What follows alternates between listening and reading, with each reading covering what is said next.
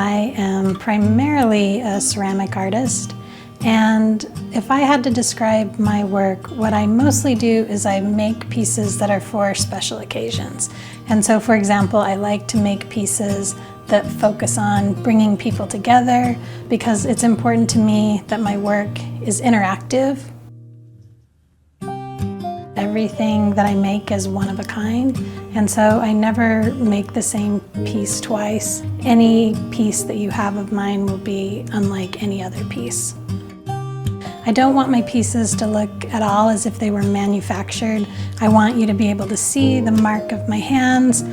I want you to be able to see areas where maybe things are a little bumpy, because I'm not trying to make things look perfect. I'm trying to make the pieces look as if they were made by a human being.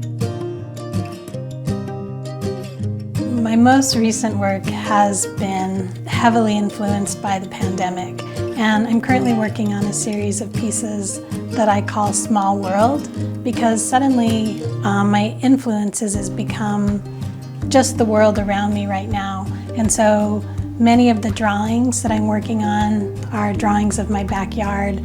They're drawings of a route that I take when I go for a walk. They're drawings of the parking lot at my studio.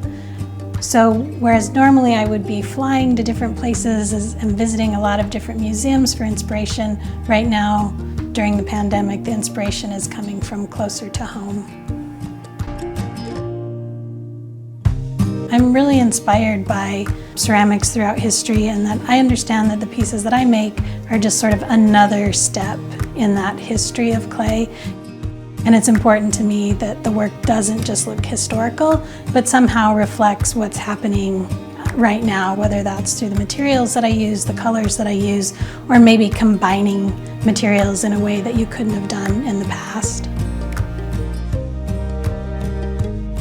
If you would like to see more of my work, you can visit my website at kellisinner.com, and you can also visit my Instagram at Kelli Sinner Studio, where you can see work in progress.